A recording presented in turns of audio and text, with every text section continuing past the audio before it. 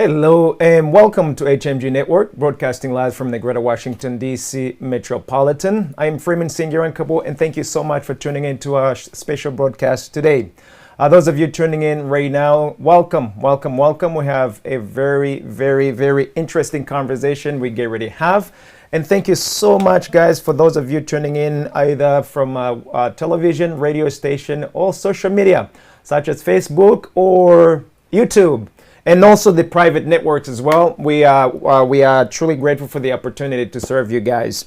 And in today's discussion, we want to talk about the World Refugee Day, Congo Refugees crisis, and the UK Rwandan migration plan. And with me today is one of my colleagues, a good friend of mine, and a moderator, who's none other than Claude Gatebuke, who's the executive director for the African Great Lakes Action Network, or IGLAN. Claude, my brother, good morning. How are you?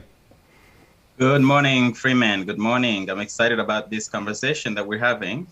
On this World Refugee Day, being someone that actually is a refugee, had to run away from home,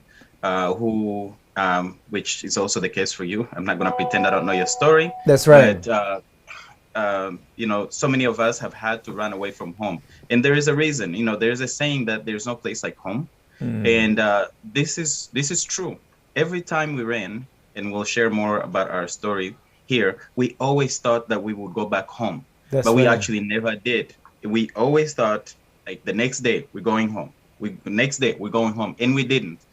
And today we want to not only talk about what it's like to be a refugee, but to specifically zero in on the Congo refugee crisis. As we talk about the Congo refugee crisis, we're going to talk about why. Why is there a refugee crisis in the Congo? What is the response by the international community? What is the response by the Congolese people? And how can we get rid of those causes? So in that conversation, I think it's going to be powerful.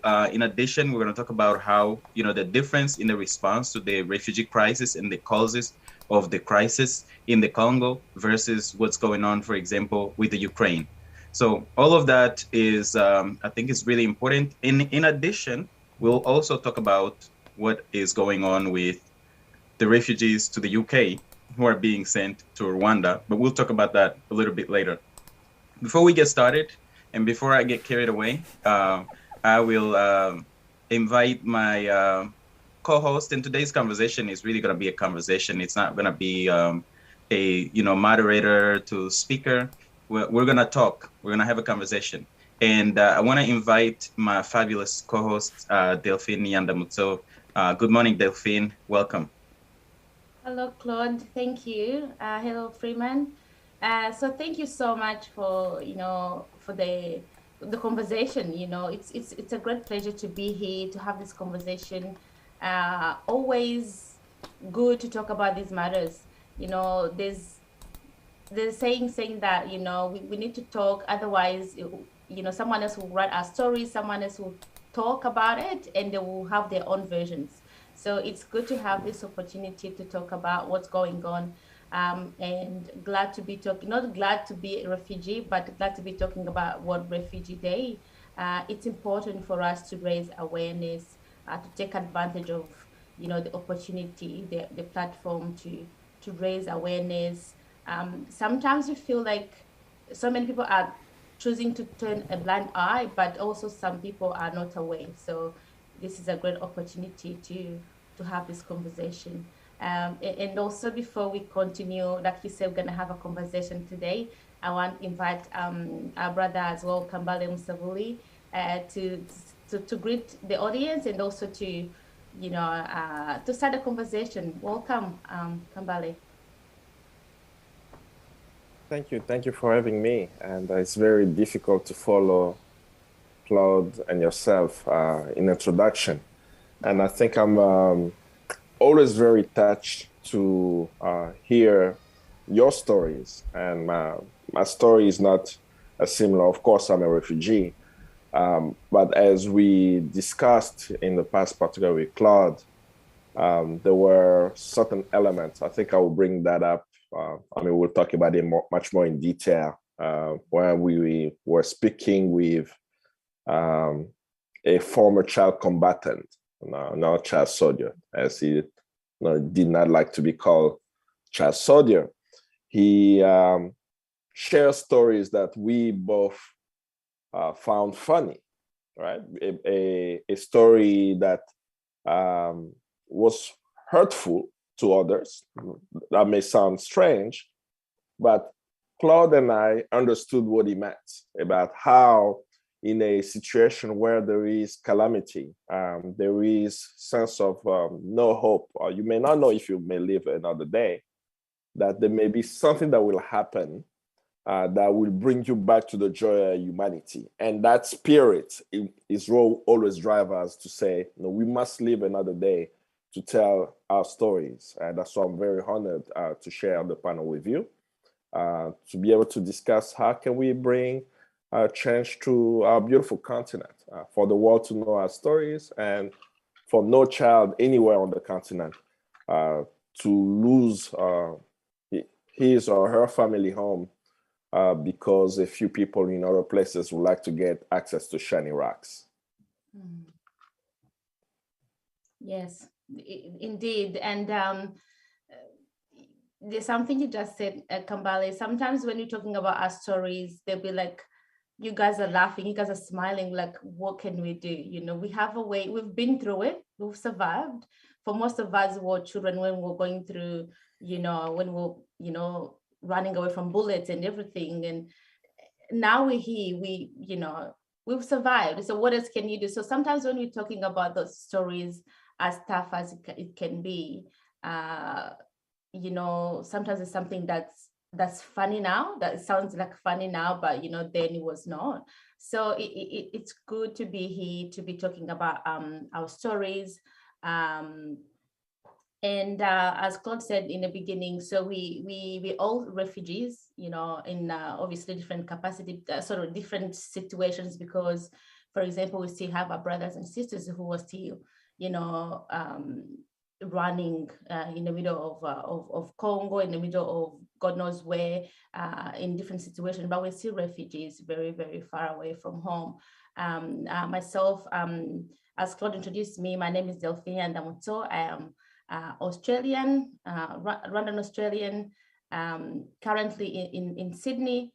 And as comfortable as we are everywhere in different places we are, but we still far away from home. So I would like to acknowledge everyone, all the refugees, everyone who's suffering from being a refugee and having obviously different levels of sufferings, but mostly the fact that we are far away from home, and not by choice. Before we kick off the conversation, Claude, I don't know if you wanted to have another quick anything else about what we'll be talking about, but like you said, today will be a conversation. We'll be sort of bouncing back and forth, just having a conversation to talk about the current crisis, in Congo, in Ukraine. There's lots going on, but I guess the highlights. And as we talk about World Refugee Day, I'm really hoping that this crisis can end soon, Claude. Yes, I'll be real quick. But basically what we've got today, what we're gonna cover, is the human experience that the Congolese are living. But in addition to the human experience, it's we are gonna be very blunt about how are we having a refugee crisis in the Congo. And I don't wanna start it before Kambale gets to talking about it, but we really wanna talk about Rwanda and Uganda's invasion into the Congo. And also the M23, what is this thing actually? What is the M23? And what's the relation? And then, and importantly is, again, how is it that the world is there's a quote from the film Crisis in the Congo by Maurice Carney, the executive director of Friends of the Congo, that says there is a global conspiracy that says it is okay to kill 6 million Black people in the heart of Africa and everybody remains silent. And this quote in the film, that film, everybody should watch it, Crisis in the Congo, Uncovering the Truth, which also features Kambale, our guest today. That film really summarizes a lot of what we're talking about, but it's important to understand that many people have died and nobody has batted an eye. Everyone is silent about it. Most people are silent about it. The world is silent about it. Yet, earlier this year, when there was an invasion of the Ukraine by Russia, everybody rushed to the response. The humanitarian crisis, there was a response to it. The military crisis, there was a response to it. There is the sanctions, there is the isolation, there is all kinds of things that came to the table. And today, it's not happening in the Congo, and it's only a couple of months later. So I don't want to take too long because I know that Kambale is going to do a great job giving us the background, but turn it back over to you, Delphine. Thank you so much. Yes, and sometimes there's like you wonder, like you're saying, Claude, you wonder, is there anyone who's more human than the other? You know, why this, why that? But I guess there's a lot of politics and a lot of you know, background information that we know we'll probably touch today. But I'd like you, Kambale, to talk to us about, you know, to give us like details about this, you know, crisis in Congo, you know, refugee crisis in Congo.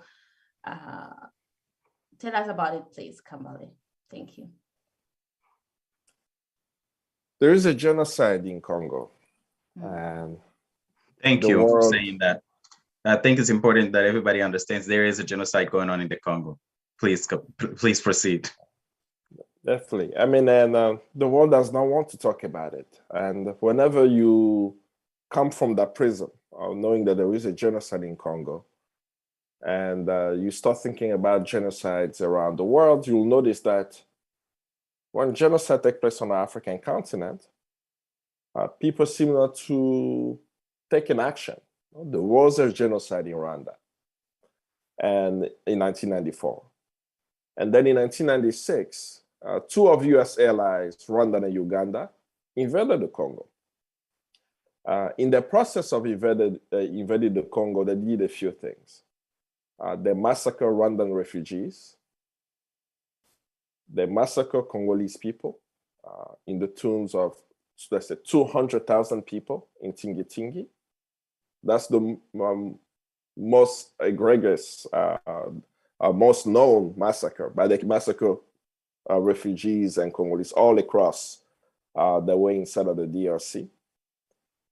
They placed and installed a leader named Laurent Kabila as the president. They placed the soldiers and people who work with them in very specific mines to loot Congo's resources.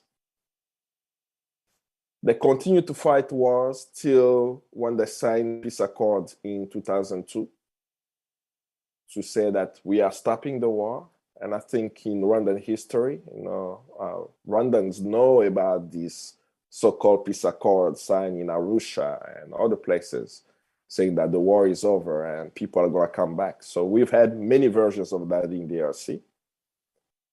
And in the process of doing all of these things, the numbers of refugees that Congolese have known, that they have left the country, is over 2 million.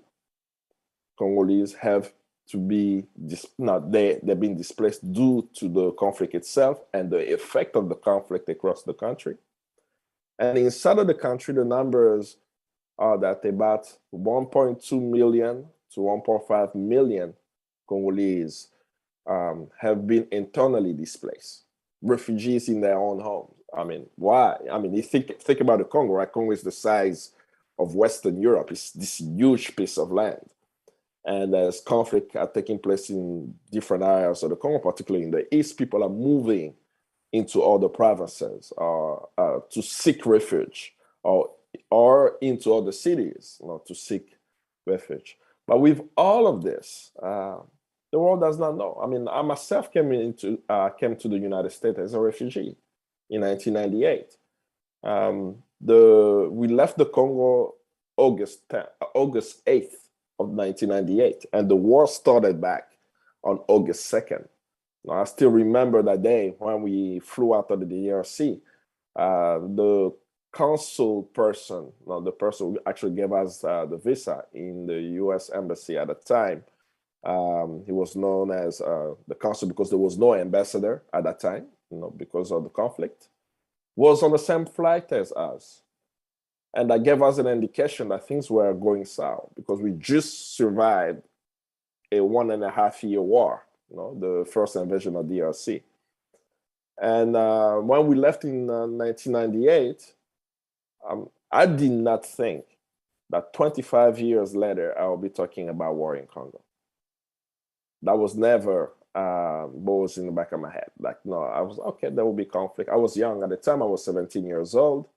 I was saying, maybe a few years, peace will come back. And now in 2022, I mean, just think about 1996 to 2022, is over 25 years later, we are still talking about Congolese being displaced from their home. Just a month ago, I was reading some of the article by the mainstream media, and the pictures that they're showing or the videos they're showing is of families running away, moving, running for their lives, will anger anyone. So why do we have refugees in DRC? Which is the question you asked me. It is a question of having a genocide continuously taking place. It's also a question of two of US allies, Rwanda and Uganda, who have an expansionist mindset to take control of Congo's land, Congo's resources, exploit those resources for the benefit of the few, of the corporations, of the allies, while Congolese perish, while Congolese lose their land. This is why we still have refugees in DRC today. Yeah, it's very sad to hear. And as you're talking, Kambale, I'm thinking, why, like, can you imagine 25 years ago, you wouldn't think, like you said, you wouldn't think you'd be talking about this, not the same crisis, but the ongoing crisis, or people are still running. Can you imagine that someone like a child who was born there, now they're an adult, they're grown up, they're having their own children as they're still refugees. It's sad how the whole world is like, it's turning a blind eye, and the way it's been going on for so long, so many people should know, or at least do something about it, because also there's people who are involved and they are choosing not to do anything about it. And also just remember the same images that come in the media. And myself, when I was young, with the war and genocide in Rwanda, I was young as well, and we had to run, and from Rwanda, and I was a refugee in Congo as well, in the refugee camp in Congo, in Katale, and I was young, and also when they destroyed the camps, like running from the camps, going into the forest, and God knows, there was no way. There's like, as a young person, as a child, you think like you think you're dreaming, but actually you're living that situation. So those images that keep coming in the pictures with children, with the moms carrying stuff on their heads, sort of brings back those memories. You think, I feel really for the families who are still running now, or who don't know any different, so it's very very sad and very sickening to see that something's been going on. Like you said, genocide is going on. It's been going on for so long. They have this information, but they choose not to act. So it's very sad. Claude, I wanted you to have a quick comment about that, but also talk about the destruction of Congolese, themselves. Like Claude. I think it's important. There's a saying that, you know, change will come when those who are unaffected begin to care, and not just care, but act. You know, to me, it's not simply caring, it's also acting. You can't pay lip service to an issue and think that the issue is going to be resolved. So I think it's important for us as Rwandans, myself and you, Delphine, to really speak up on what's going on in the Congo, to act, to join the global movement for peace and justice in the Congo. And as Dr. Mukwege says, in the Congo, there will be no peace in the Congo. There is no lasting peace unless there is justice. In order to have justice, we have to spread the truth. In order to spread the truth, we actually have to speak it, and we have to spread it. So what is going on today, I want to be very clear as a Rwandan that what Kambale is saying is true. The government of Rwanda, the RPF, led by Paul Kagame, has invaded the Congo multiple times. Today, in the Congo, we have the M23. This is the 10-year anniversary of the previous M23 invasion of Congo. This is no different than the original invasion of the Congo. And that original invasion of the M23 in 2012 was led, financed, resources provided, logistical, finance, ammunition by Paul Kagame's generals. One of his top advisors, General James Kabarebe, one of the top butchers, one of the biggest killers in the Great Lakes region of Africa. And then his colleagues who are also top butchers in the Great Lakes region of Africa, General Charles Kayonga and General Jack Nziza. These are well-known butchers. My brother Kambale calls them, and I love using that term myself, criminals without borders. It's a history that goes way back to way before what is called the M23. The M23 is a new name for an old issue. It's a new acronym for old acronyms. It's basically the RPF. The M23 is the RPF of the Congo.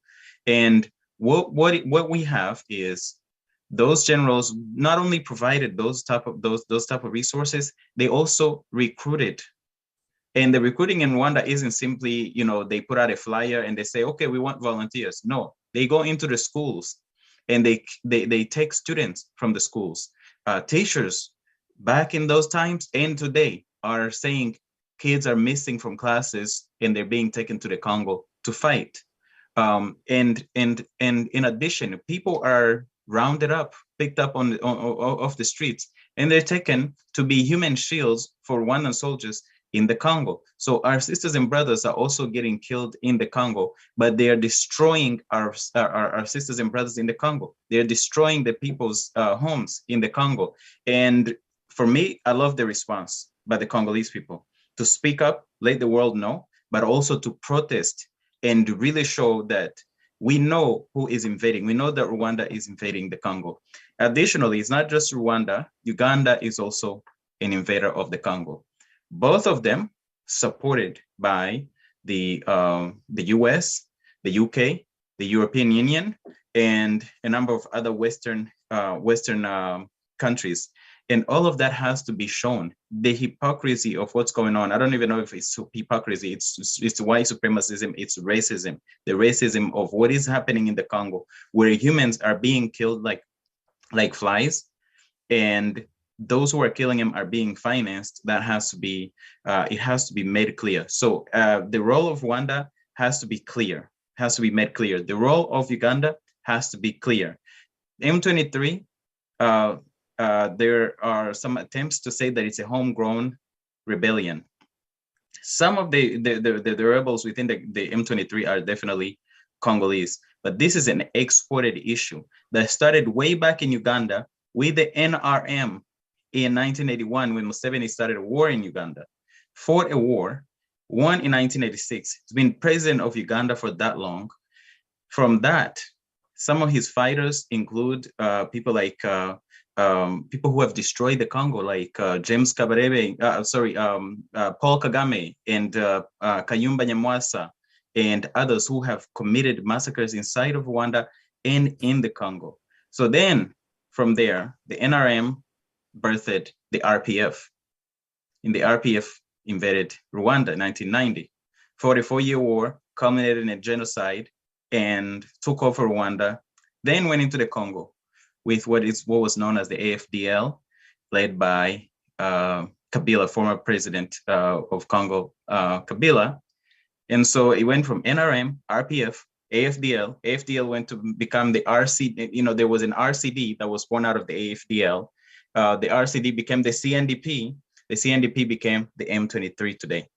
So all of these acronyms go back to Uganda and Rwanda. To keep it simple, the invasion of the Congo, no matter how many acronyms they come up with, is an issue of Rwanda and Uganda invading the Congo. And the world must know. And again, thank you, Congolese people, for the way you've responded. And Rwandans should be out in the streets also. Wherever the Congolese are, we must join them in Washington, in Paris, in Brussels, and in various parts of the world. We must join them, those of us with the will and who see the need for us to actually have a harmonious relationship with our neighbors. Those who are indifferent, those who are silent, those who are distant are taking a part in this destruction of our sisters and brothers. So, for me, I think it's really important to have that kind of conversation. But Delphine, I want to kick it back to you before we go back to Kambale. We're talking about Rwanda also, doing all of these, committing all of these atrocities in the Congo. What about inside of Rwanda? What is it like inside of Rwanda? Can you give a picture so we can get a complete picture of what we're talking about and the type of dictator that we're talking about, the type of destruction that we're talking about, and the brutality that we're talking about? Yes, thanks, Claude. Sometimes you even wonder where to start. Like you can't even imagine. It's like one regime that's destroying the whole region, but also inside their own countries. Like what's going on? Sometimes I don't even know where to start. There's a lot of human rights abuses. Like lots of there's poverty. There's I guess starting. I'm like, where do I start? But the basic rights, there's no basic right. There's no freedom of speech. That you can say they've imprisoned anyone who tries to speak about what's going on, anyone who tries to speak about, the reality of what's hidden behind those, the fake development and all these buildings and clean roads. They're imprisoned. So that's how bad it is.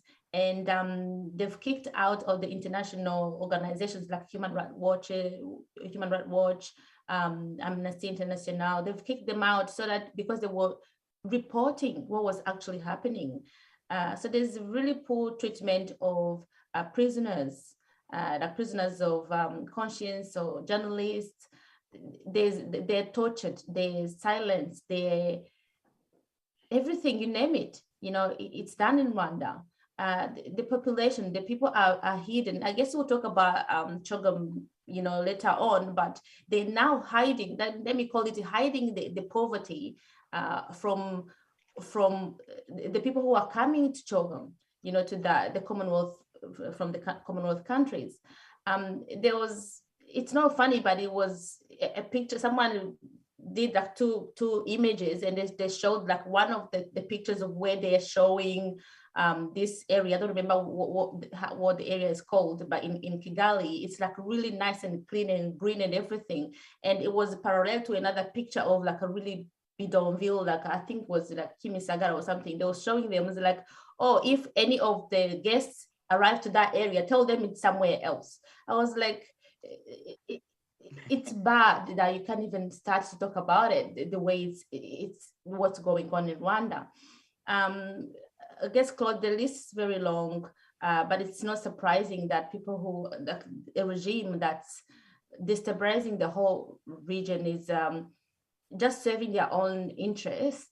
they would treat different their people, so our own brothers and sisters, they're being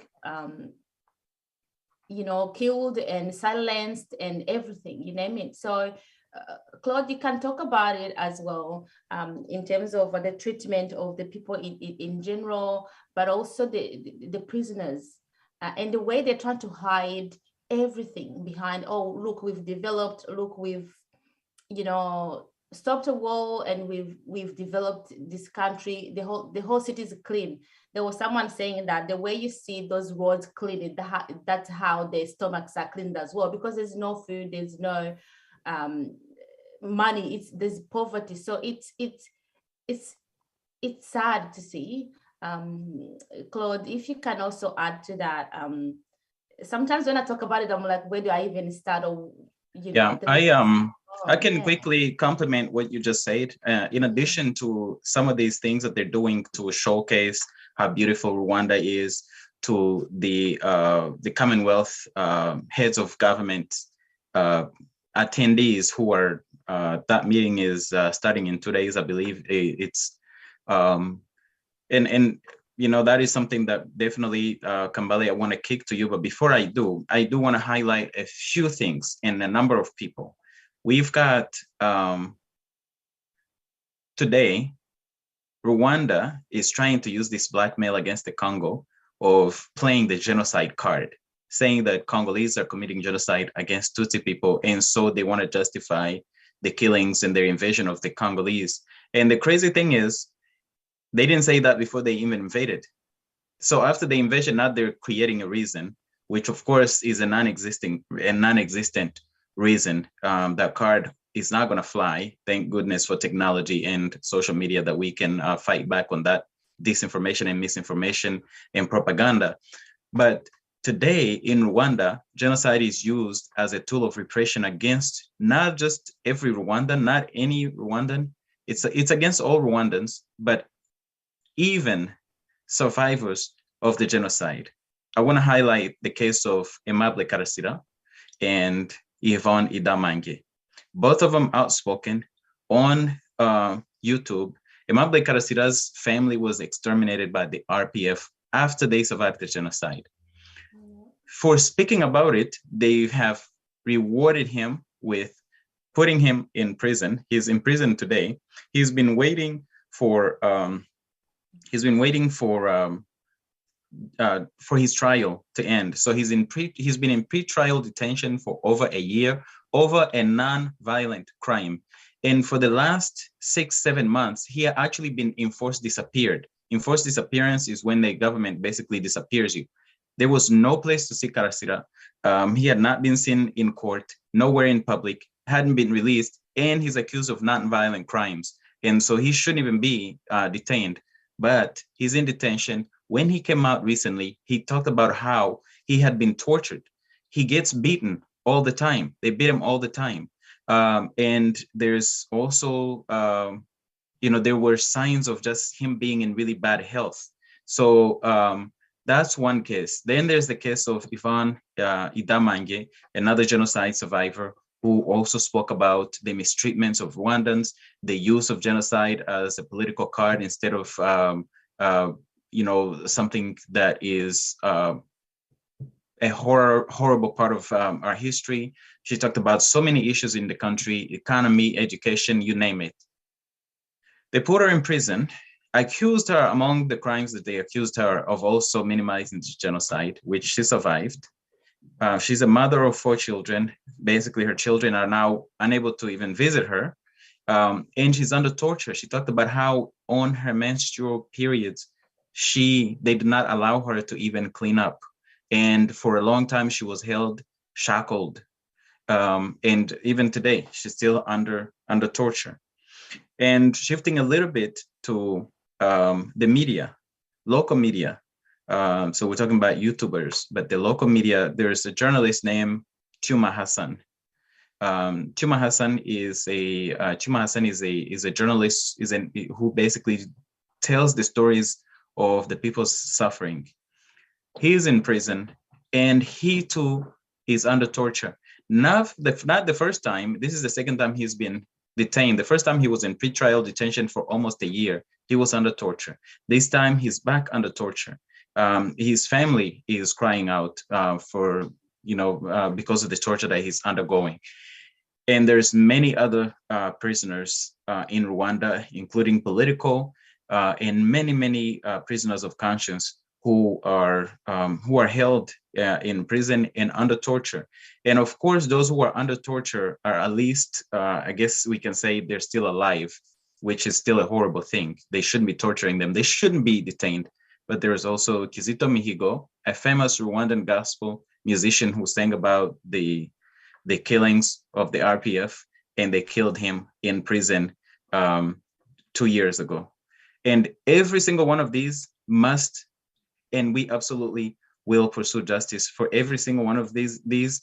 But I just wanted to paint the picture of this horrible country inside of its own borders is exporting their violence over to the Congo, and they're using the same pretext, the genocide. So Kambale, talk about this kind of disinformation and misinformation, and how do we continue to combat it?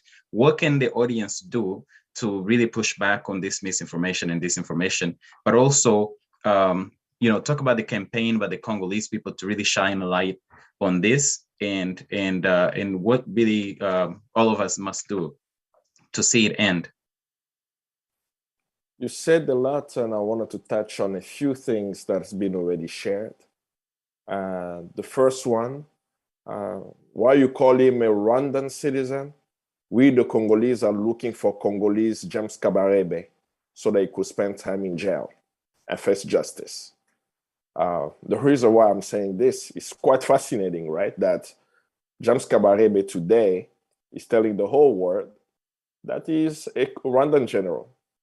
In 1997, when the Rwandan-backed rebels took over the capital city of Kinshasa, they presented James Kabarebe to us Congolese that he was Congolese, and he became the chief of staff of the Congolese army. I mean, pretty much the commander of the Congolese army. And that only lasted about a year, and then he went back to Rwanda. If you go to Uganda, people will say, oh, well, he's Ugandan, right? So this is where this concept of these criminals without borders come. And it became clear to me whenever the time I spent in New York City, working with a few lawyers who were building cases, some of them successful from the perspective of completing the documentation, and we are working slowly to make sure that these cases are actually lodged in court against Paul Kagame. One of the lawyers, she had a hard time understanding what's happening in Central Africa, in the Great Lakes region, because she hears ththese names, right? She hears James Kabarebe, Paul Kagame. She hears the acronym of the rebel group, so it's always has seemed confusing to her. And then one day in the law office, she came in and she told me, Kambale, I got it. Then I said, what do you mean? I said, I understand the Congo today. I said, but how do you understand it? And she asked me, have you ever watched Godfather? And then at that time, she asked me, I never watched that movie. I said, no, I've never watched it. Then she said, you need to go watch the movie and tomorrow we'll discuss. So I went home, watched all 3 parts of Godfather, The Godfather, and I was anxious to know what her questions were when I returned to the office. So when I got to the office, I did tell her, yes, I watched the movie. And what is your question? Now, how do you understand the Congo? And she said that what is happening in the Congo is a mafia network. So what does that mean as compared to the movie? So she started breaking it down. She said that when you look at the mafia in Italy, people in the mafia network may have Italian citizenship, right? But they're not Italian people, right? But they are from Sicily, in a very specific part of Sicily. And as this family in Sicily connect with one another, they may be in Italy, they may be in Spain, they may be in Paris, they may be in New York, Bronx particularly, or they may be in Las Vegas, right? So she's sharing with me the different places where they were. while they call themselves by their heritage as Italian, the person who's a member of the mafia network in Las Vegas has allegiance to the clan. That person doesn't have any national allegiance to Italy. When she said that, I understood. Paul Kagame was a Ugandan army officer who served as the intelligence officer of the Ugandan army, was taken from the Ugandan army to be trained in the United States by the US military at Fort Leavenworth. I think it's in Kansas, Fort Leavenworth. And after that, when they killed Rwigema, Fred Rwigema, he took over the RPF as the leader of the RPF in October of 1990 and led an extremist campaign to eradicate the population. So whenever he was fighting in Rwanda, was he Ugandan or Rwandan? Which allegiance did he have? He only had an allegiance to the group, the small mafia network that they've built that connects him to Museveni and others who have built this mafia network. After they finished the campaign in Rwanda, they continue to build a mafia network in DRC.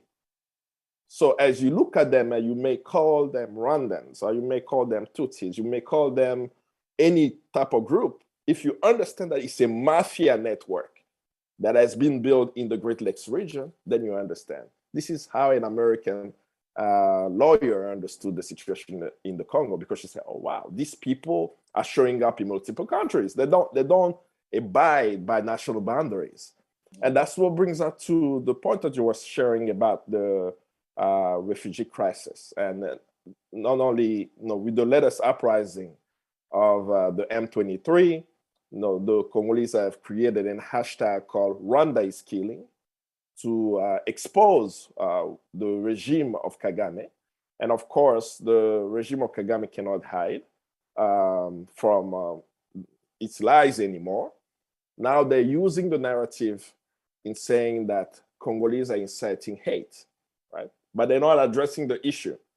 They're not speaking about how the Rwandan military has crossed the border.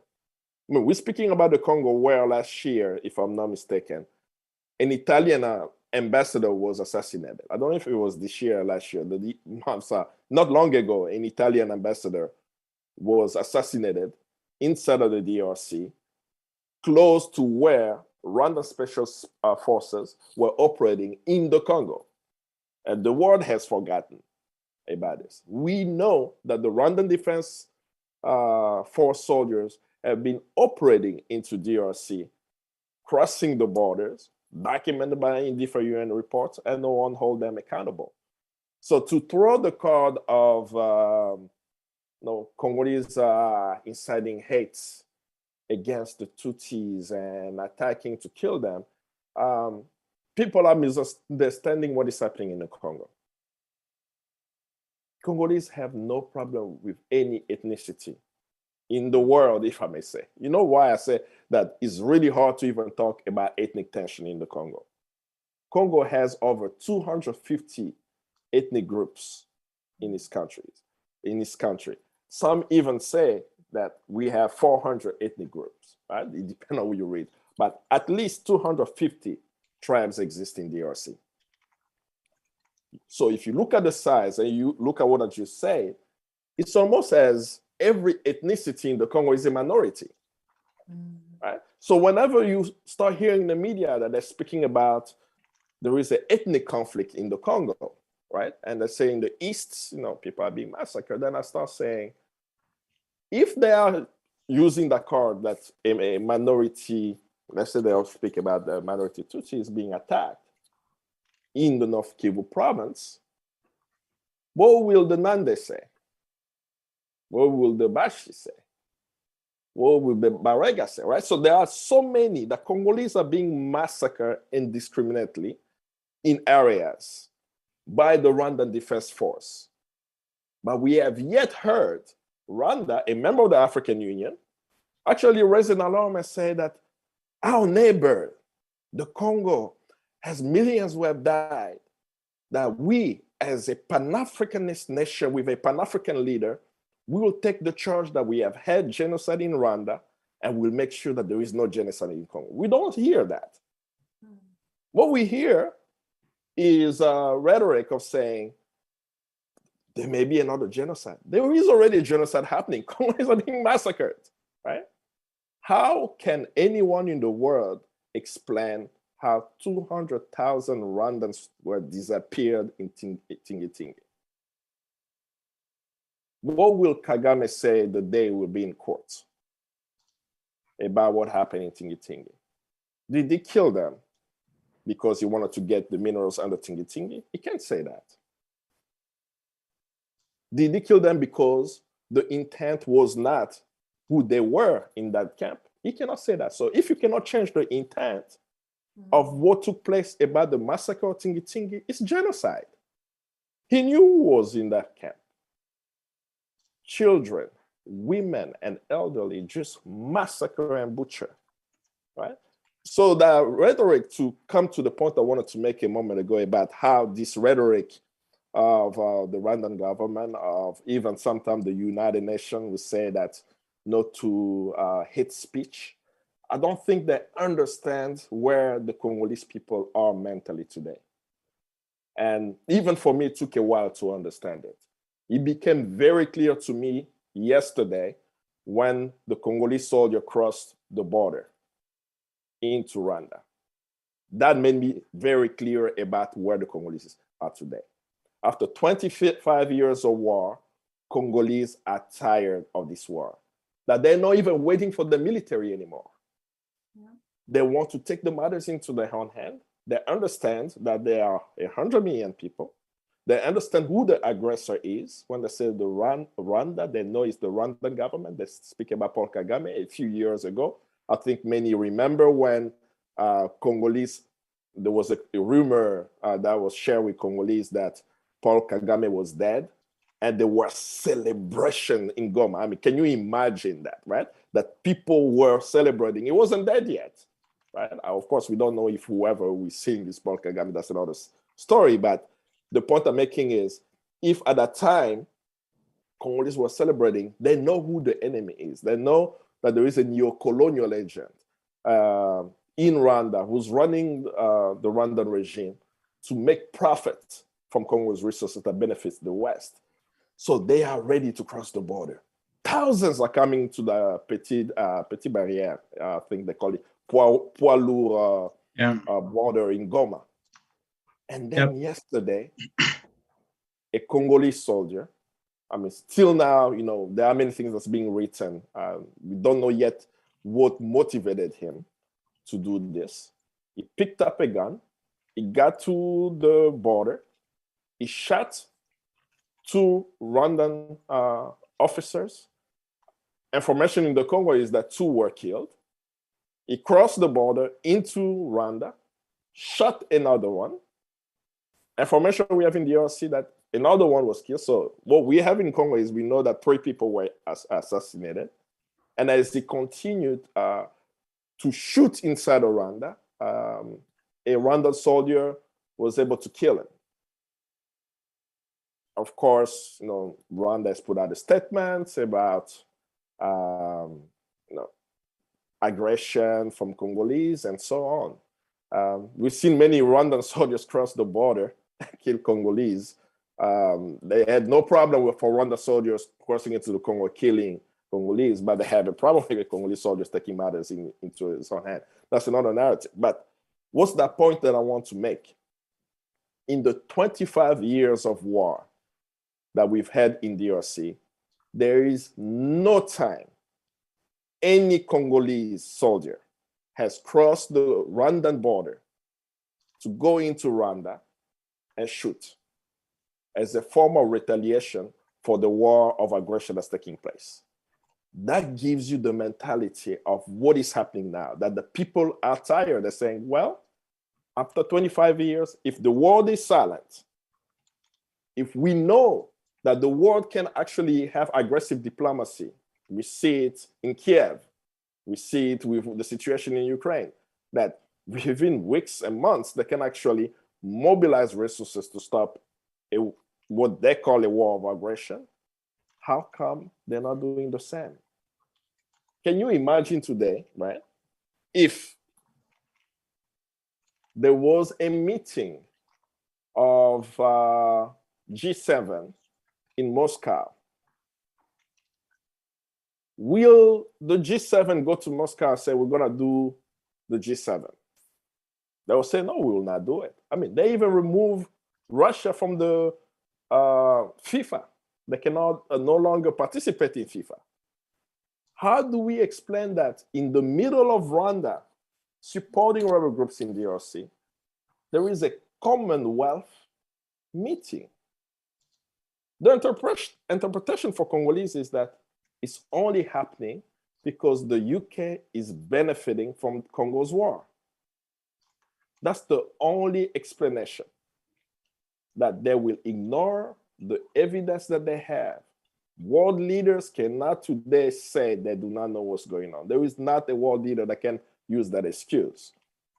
Because even if you don't know and you're a world leader, you may get a UN report, you may get a Human Rights Watch report, you may get a Amnesty International report. Even just on the question that we are discussing of refugees, I think a few years ago, Congolese refugees in Rwanda were shot at and beaten in refugee camps inside of Rwanda.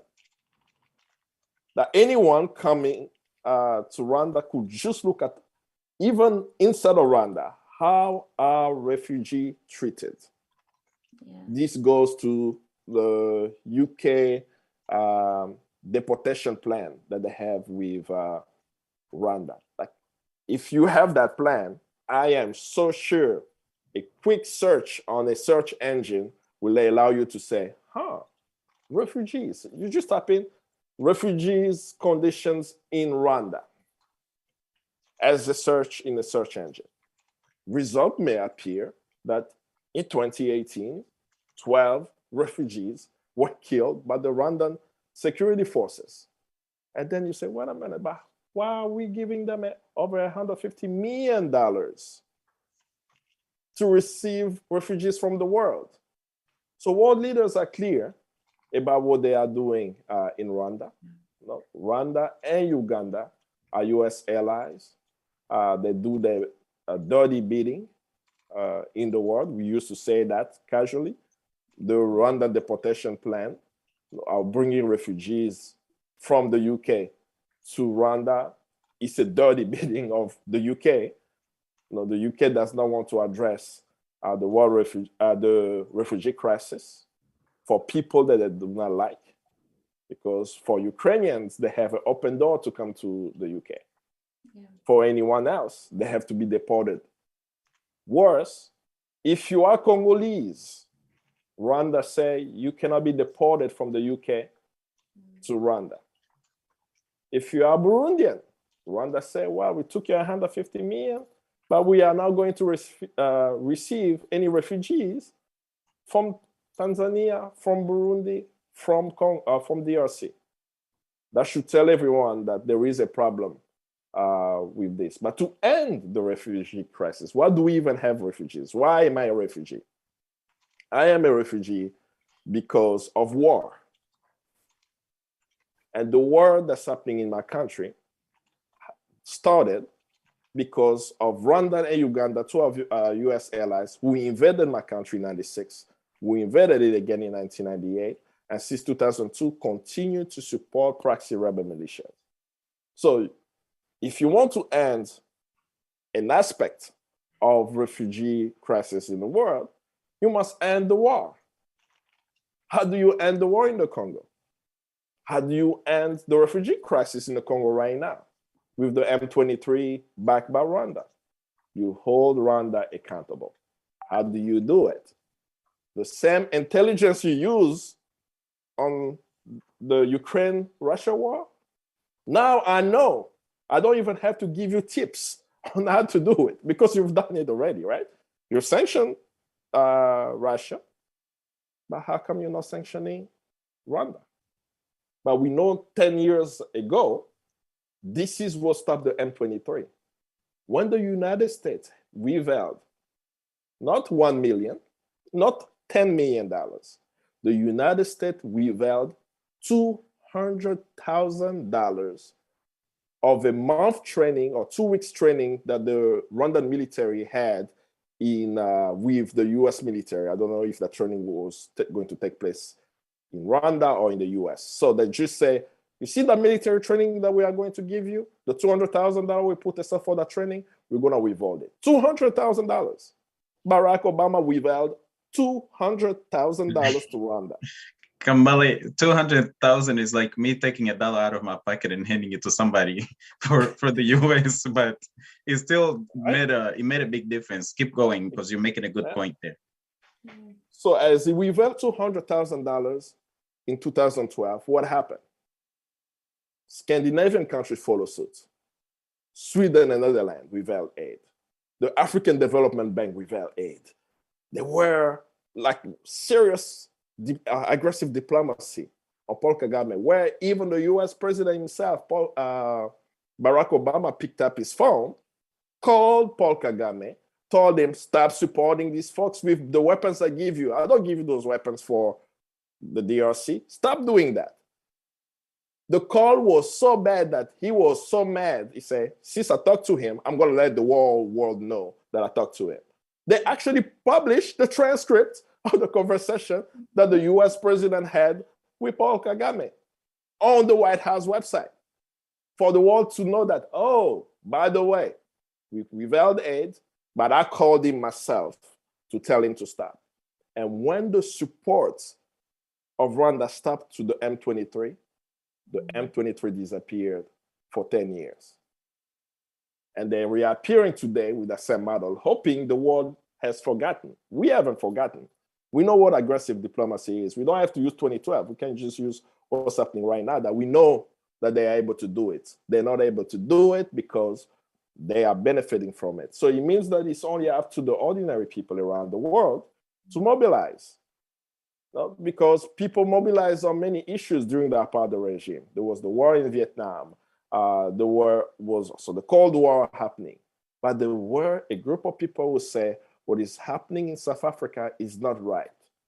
The apartheid regime should not exist. People globally mobilized to end it.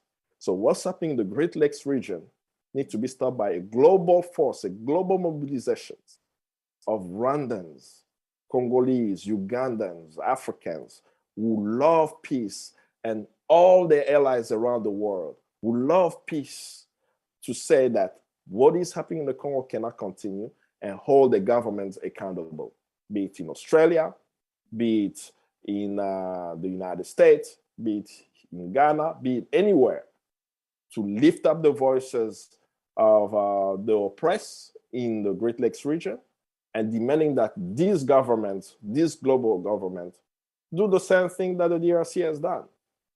The DRC has said, since Rwanda is invading the Congo, the airline Rwanda will not fly into Congo. Are there other African countries that's going to follow suit? I would love to see Ghana also say, now that we have evidence that's been also provided, because the evidence is there for everyone to see. The drone images are there showing Rwandan soldiers crossing the border. We're also gonna say, well, we are the home of Kwame Nkrumah.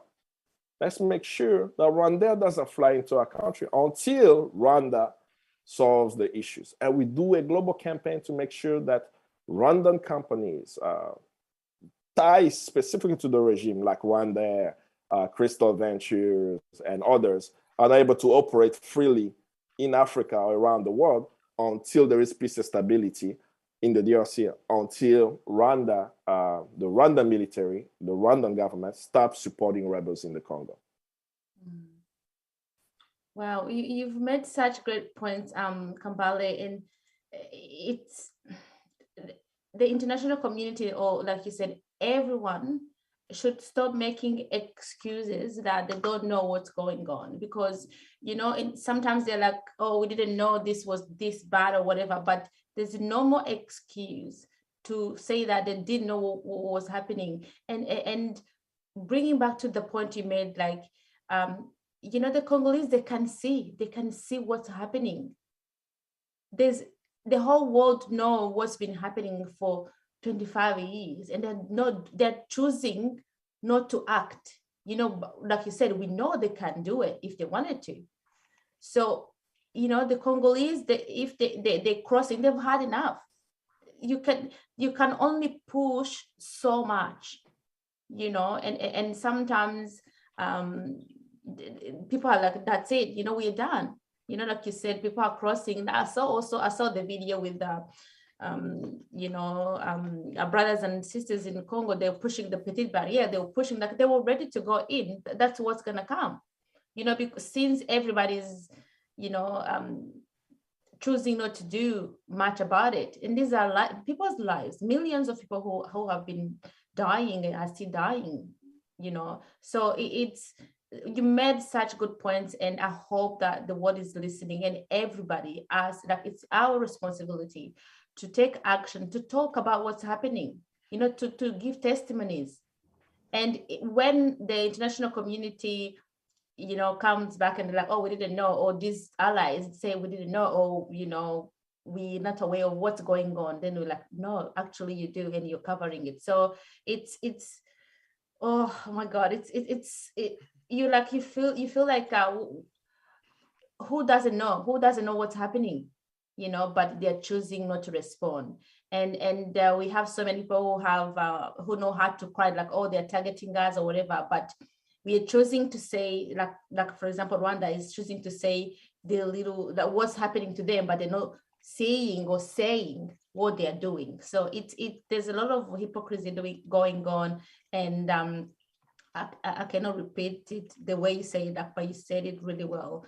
The world must know what's going on and act, because knowing and shelving reports and ignoring what's happening, it's not enough. It's not good enough. They have to act, and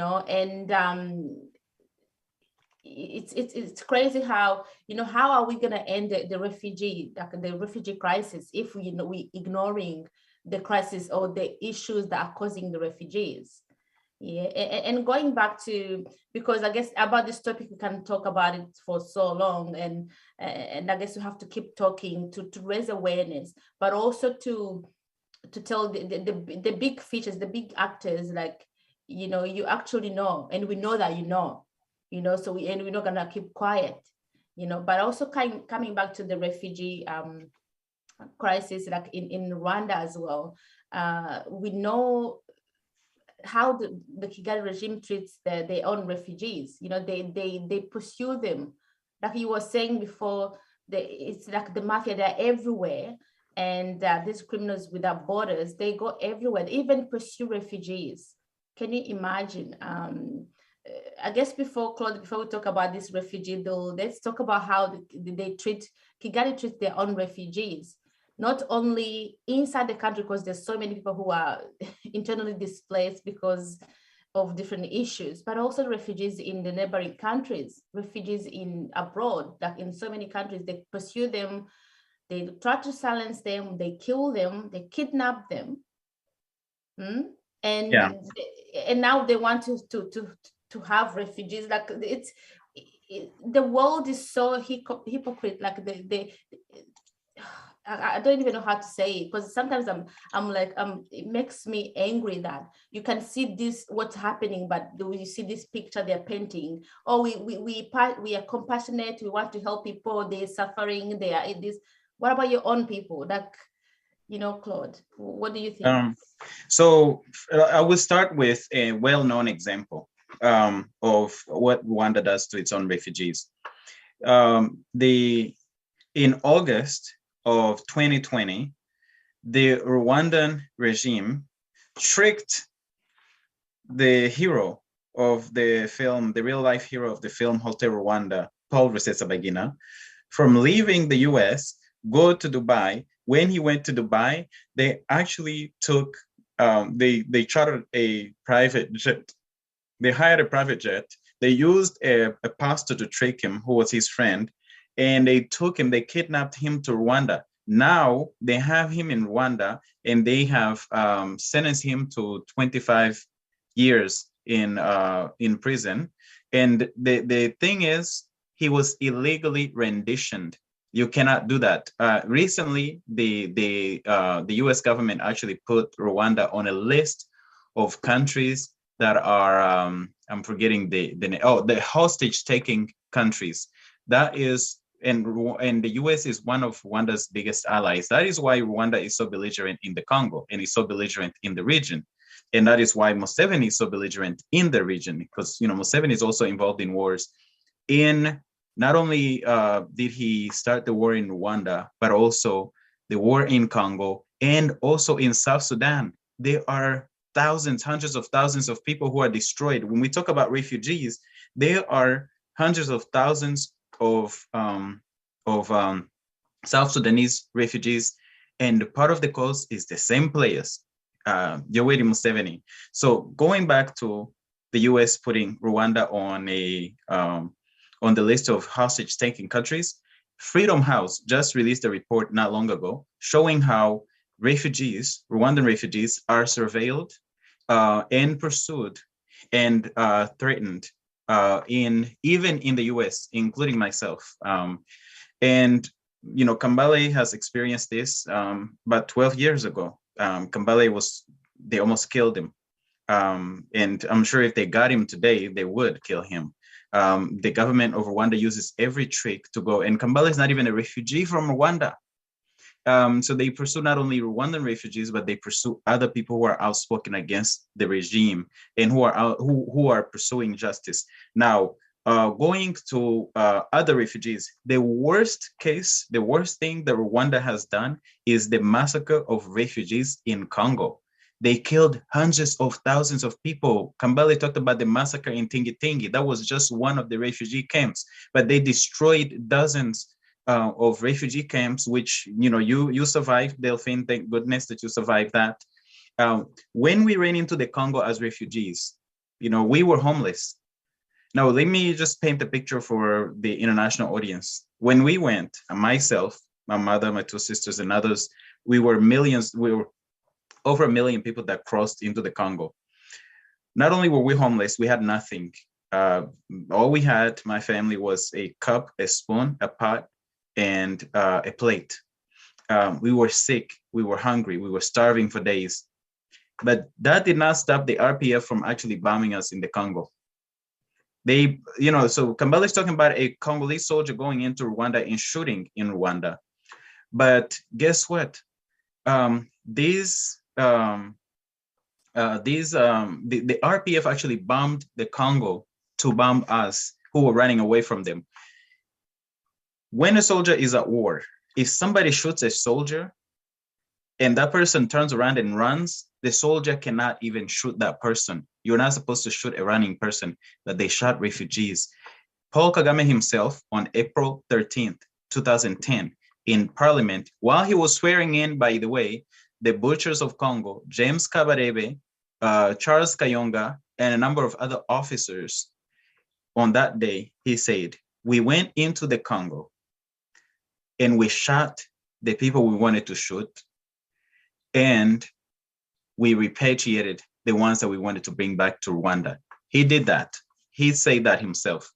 In the film, Africa Moso, both, it's a documentary film, both James Kabarebe and Kayumba Nyamwasa brag about their killings, the excesses in the Congo. Why? Because they never thought that there would be a pursuit of justice. So I applaud the efforts, your efforts, Delphine, the efforts by Kambale, the efforts by the Congolese people, and the efforts by the global community to pursue justice, because now they are starting to deny those atrocities that they actually admitted to in the past. So we must continue. And thanks to platforms like HMG and others that allow us to actually have and put out this information. So that's the worst thing that they do to their own refugees in Rwanda, but also the refugees in the country. Kambale talked about it. Congolese refugees were shot in 2018 for protesting against food rations that were cut down. They were protesting at the UN, at the UNHCR, and they shot them. They killed them. And many of them now, the ones who survived, are in prison. And many didn't have a fair trial or a trial at all. the journalist who wrote about it, Jean Bosco Kabakura, he was ran out of the country. He was ran out of Rwanda because they wanted to kill him. There was also the Burundian refugees. The Burundian refugees who ran into Rwanda in 2015 were recruited into armed groups and are now, many of them are operating in the Congo. And they were not recruited like voluntary recruitment. They were made to go there. There's documentary evidence there. We've got voices and videos of people testifying that these things are happening to them. And when you look at what's happening in South Kivu, a lot of that is refugees from Burundi who were taken from the Mahama refugee camp in Rwanda and shipped to Congo to go and fight inside of the Congo. And then there is, of course, the case of the Eritreans who were sent to Rwanda in a previous deal. By the way, it's not just the UK, because I do want us to focus on the UK, but it's not just the UK. It's also Denmark. Denmark is wanting to send their refugees and migrants to Rwanda. So this is kind of a global white supremacist racist policy. Human trafficking, similar to the slave trade, the Atlantic slave trade, in hundreds of years ago, that shipped our sisters and brothers from Africa to the Americas. And today, what they're doing now is basically taking Black and brown people for the most part, because, by the way, they are welcoming Ukrainian refugees. But if you happen to be brown, you're from a Middle Eastern country or Far Eastern country, like some of the people who are about to be deported from the UK are from places like Vietnam, or you're African, you're Black, they're gonna ship you to Rwanda. And so this is, again, a white supremacist and racist practice that is going on, that is taking place, what these countries are doing. So previously, there was a deal. I'm going to stop at that deal. Israel had a deal with Rwanda to send 5,000 refugees to Rwanda and pay Rwanda $20 million for basically, they were going to gather them and ship them like merchandise and basically, as I said, human trafficking and pay Rwanda for it. And so they did a pilot. That deal actually ended up not working, thanks again to the resistance of the activists in Israel and around the world who were involved in stopping that deal. And their efforts, I saw how they worked so hard to make it happen, and I hope it happens with this UK deal also. When they piloted this plan and they sent a few refugees to Rwanda, not a few, but hundreds or thousands, they sent them to Rwanda, and then when they got there, they were extorted of their money. They took their money away.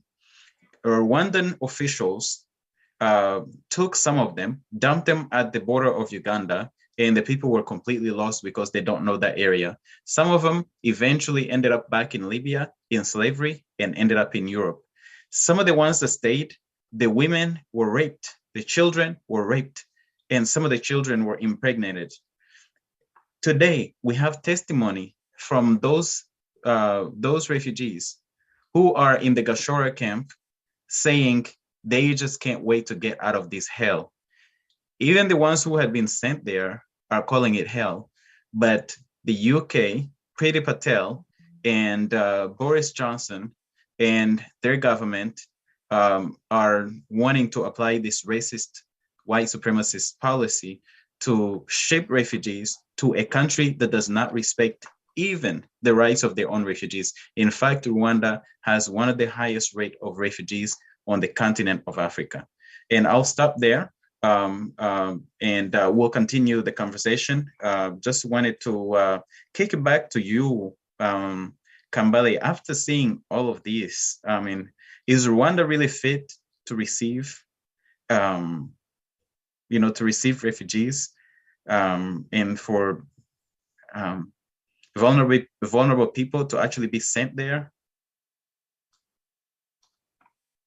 You are asking me a difficult question. The straight answer is, of course, no. But it's which Rwanda we are speaking about. Why are they receiving, right? They are US and UK ally. and they're doing the dirty bidding of the UK. So if I say yes, they are fit, I'll say yes, they are fit to be the agent of the United Kingdom and do the dirty bidding for the United Kingdom in Africa. And for every African to be clear that there is nothing progressive about the Rwandan government, there is nothing Pan-Africanist about the Rwandan government, that they are actually the neo-colonial agent in the heart of Africa. If I even have to make a comparison, because this has happened 100 years ago, and I don't think that we're making the right comparison. The reason why the United States was pissed off at Leopold II, the King of Belgium, was that whenever the Congo was given to him as a personal property, he enriched himself so much, and people did not understand how he became rich. Right? But he was making money from the Mai-Ndombe region, and he had this like area where he just exploited the rubber, and they just saw this wealth coming out of Belgium. Right? And everyone was trying to figure out where it came from. So the dissent of the US after the information came out was to deny its support to King Leopold when they actually worked together. Right? The United States was the first country to recognize Congo as the personal property of King Leopold. Kagame is the new King Leopold of today. He's that agent that's allowing the pilfering of Congo's resources, just as King Leopold did in the past.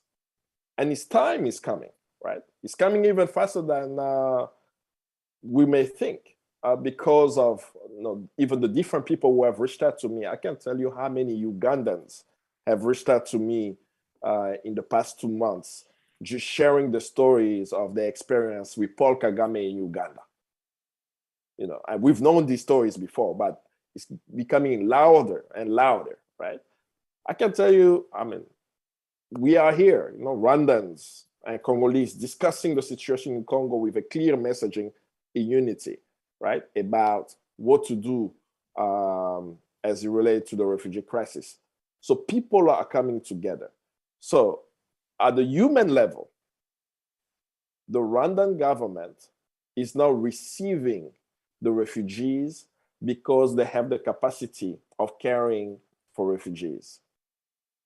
We know they have killed refugees in Rwanda, in refugee camps, who were protesting at the UNHCR office in Rwanda. We know that they have raped Rwandan women during COVID, right? Like during COVID, Rwandan, police went to poor communities that they want to hide from the world. People just see the one road, clean street with buildings, and they say this is Rwanda. But the communities who are disempowered, who don't have the resources of the elite in Rwanda, police go in and out of those communities, just raping women. There is one video, I was really, it was disturbing to me. I forgot the name of the TV station, this YouTube channel that shares. It was a Shema TV, and it was, by that journalist we talked about that he's now jailed and been, tortured in jail because telling those kind of stories, Wow. Yeah, it was Shema TV. So I've been watching Shema TV as well. Yeah. So that video of the woman who was explaining how the soldiers came into her house and were telling her to be quiet. Why is she screaming?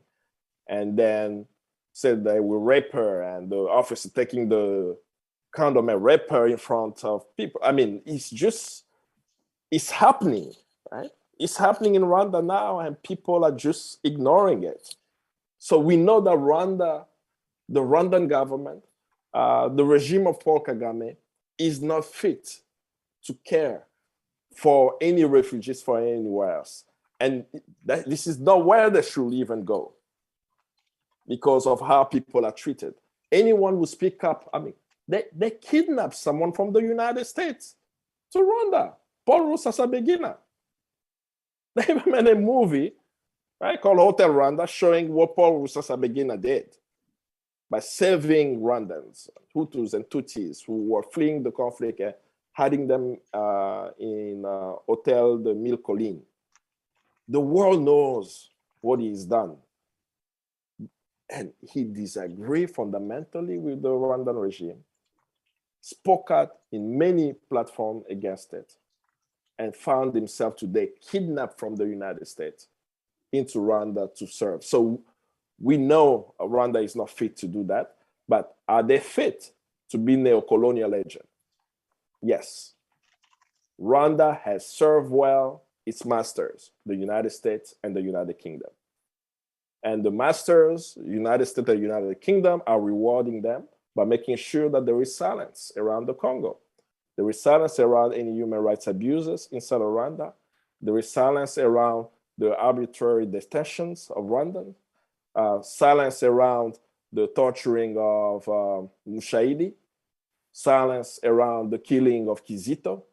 Silence around what is happening to underserved communities in Rwanda. So they are fit for that, but they are not fit to be an exemplary country bringing about development, human development to its own people, and peace and stability in the region of the Great Lakes. Yeah, thanks so much, Kambale, for greatly putting that. And a country, like you said, a country that's making more refugees and has been doing so for so long, they're not fit to be compassionate about refugees at all. They're just doing business, and it's a shame that people are doing business. They're counting dollars. It's like we are talking about human lives, like actual people, people who have families, brothers and sisters, children, and young people. And people are talking about their lives as if they're talking about merchandise. It's a shame for people who are doing those deals, especially those countries both you and Claude talked about. They know there's information there, but they're choosing to ignore it and do business.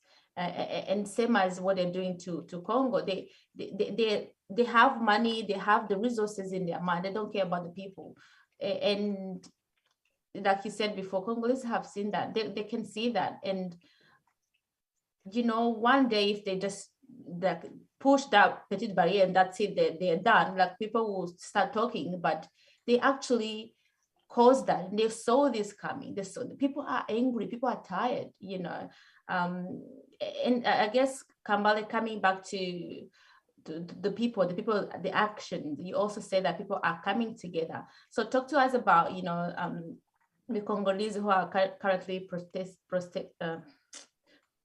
protesting and coming together. What's happening and what more can be done? And before I touch on to that, I'll try to take a historical look and share a story that the people of the region, they have never had issues living together and building together. Even in my refugee experience, you'll be surprised if I tell you that my first job in the United States as a refugee, I actually found that job thanks to a Rwandan. There was a young Rwanda who went to my high school because my first job was McDonald's. I did not speak any English, so he spoke French. And he went to my high school. Very nice. I mean, you have to think about this context, right? So this is 1998. I am Congolese. In my school, we have a Rwandan Tutsi and we also have a Rwandan Hutu. But in the school, we are all Africans and we are all going to school together, right? But for them, I'm my friends, right? So because we are Africans, so we have to be together. And one of them was, he already had a car in high school. So after school, he took me to McDonald's and I got my job. So my first job in the United States, working at McDonald's, the person who drove me to get that job was a Rwandan, right? So if that's the case, then you start thinking, is there a conflict between us, right? Second, whenever I almost lost my life, I was poisoned.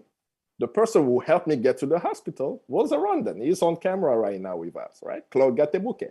So if it wasn't for him, because that day I didn't know what to do. I was stuck in New York, don't know how to get to the hospital and others. And he made sure that I was able to get to the hospital to be treated. So Rwandan saved my life, right? And beyond even what's happening on camera, on both sides of the border, there are those who know they do not want to be on camera. They do not want to be known that they're fighting in their own ways and sharing information and pushing the struggle forward. Because for some of them, maybe they're not yet ready to come out, but they will make sure that you are informed about what is happening in Kigali, in other places, as people are being kidnapped and others. And there are a few people who are doing that.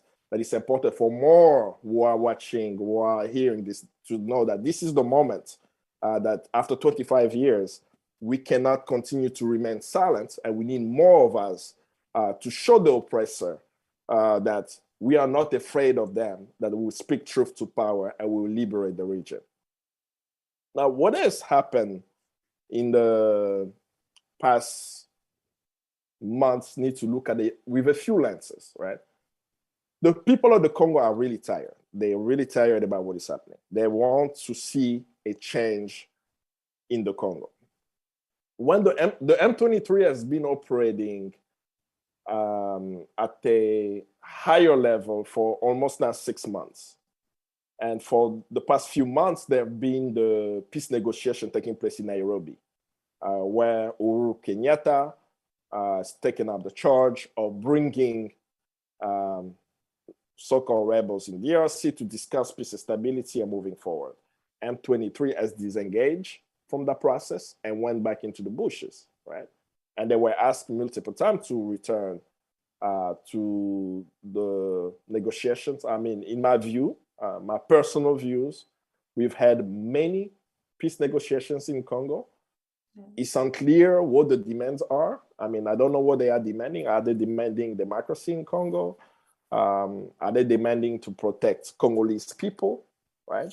Now, if it's only one community, then the question say, well, in Beni, every day, the ADF, they are massacring the people of Beni. And I would love also for the people of Beni to receive protection because they are also being massacred, right? So it's very unclear about what are these demands. So we know it's usually delaying the process and continuing to control areas. And of course, the military power around end of April and May increased, where they could fight at night, which means that they had some type of weaponry or materials, or maybe night vision goggle, or things that allow them to see military positions at night. And as that unfolded, particularly when it was announced clearly that Rwanda is again supporting rebel groups. Then after 2 Rwandan soldiers were caught 20 kilometers away from the Rwandan border. And then a school, Institut Saint-Gilbert, was bombed where a 6-year-old and 7-year-old were killed in that bombing, has put a sentiment in the Congolese that we have to unite to stop Kagame. Kagame is our target now. And that the people have united on the ground and online, right? So online, there is a hashtag called Rwanda is killing that is shaping the narrative of what Kagame is doing. On the ground, the video shows it. People are the Rubavu border in thousands. People are the Petite Barrière border in thousands. People are ready. I don't know if you saw the video of the body of the soldiers coming back into Congo and people screaming, hero, hero. That the mindset of the people today is, after 25 years, we must end with Kagame, no matter what, right? So for that to happen, my hope is for people of Uganda and people of Rwanda to unite. We have a common enemy. the common enemy expresses itself in the region as Paul Kagame and Yoweri Museveni. We do understand that the people who are backing them are the United States and United Kingdom. But at the regional level, we must do everything in our power that they are out of service, they are out of commission, and that we implement what we have been advocating forever. There need to be an international tribunal for Congo. It makes no sense after 25 years where you and I know Congolese who have lost their lives, who have had a family member who lost their lives due to this conflict, that we have met survivors. My own family, we've lost family members also. That we know our stories, that the United Nations gave us a framework, right? On October 1st, 2010, the UN High Commissioner for Human Rights, her office, at the time it was Navi Pillay, her office released the UN mapping exercise for the DRC, which documented crimes committed in the Congo from 1993 to 2003. So looking at crimes that even took place before the conflict started in 96. And in this report, they clearly showed that Rwanda, Uganda, Angola, Zimbabwe, and other forces have committed crimes in the DRC, and then singled out the Rwanda military for committing genocide in the DRC by noting that it will be important that this be proved in a competent court. This is caring Paul Kagame. The guy speaks English so well these days when it comes to the UN report. And you can see that every time he's asked a question about the UN report, he's sweating, right? Because he doesn't know how to respond. Can you imagine that he was in France when he was asked about the crimes in the Congo?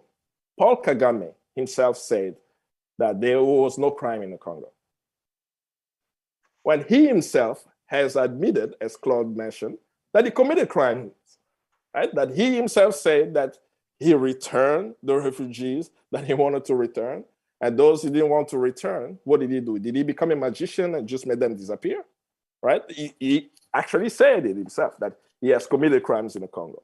But when it comes to that, he's afraid. So that should tell all of us that that's the solution for peace. The solution for peace in the region is simple. It's justice.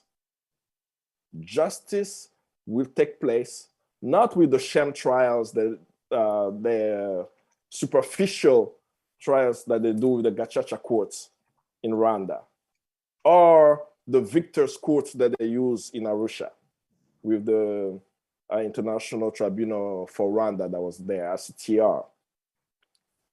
What will really be important is a true court that takes the historical evidence of the ICTR, combining with the evidence of the United Nations mapping report, adding additional crimes, and creating a tribunal for DRC, which I will frame it as a tribunal for the Great Lakes, looking at these criminals without borders, because they've committed the same heinous crimes in northern Uganda. The Acholi people can talk to you about the Acholi genocide and what happened to them. They committed the same type of crimes in Kibeo in Rwanda. The Garreton reports documents the massacre of Rwandan citizens, Rwandan people after the Rwandan genocide, like the revenge killings that took place. In the DRC, the crimes have been documented in the UN mapping exercise report. Let's make sure that the tribunal takes place. That's what's scaring them. They are so scared for justice. If they were not so scared for justice, why are they continuing to say that the UN mapping exercise report is rubbish? And people don't understand that the UN mapping exercise report was actually commissioned by Kofi Annan, right? Before he left as a Secretary General. And when he was commissioned, he actually had teams from Rwanda, from the DRC, and any countries implicated in the report were given the opportunity to comment or to provide experts. So the publishing of this report, right, actually happened with the support of Rwandan experts and Congolese experts. So it's surprising to us that after the release of this report, they say it's rubbish. So I guess the expert did rubbish work to allow that to be released today. But we now have that, right? We have at least a foundation with the UN mapping exercise report. What is this report that I keep mentioning? Documenting crimes from 1993 to 2003. It documented the most serious violation of human rights and international humanitarian law that took place in the Congo. What does that mean? They killed 10 people, massacred them, cut them into pieces. That's not a serious violation, right? They massacred 100 people and buried them alive. That's how he made it into the report. So they looked at the biggest crimes they could find at the time. Why did Kofi Annan actually do that?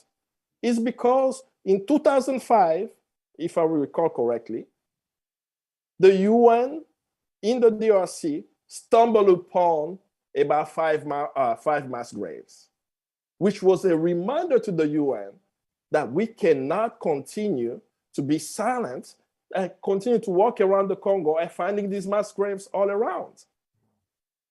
So they documented 617 incidents of serious violation of international humanitarian law and violation of human rights in DRC.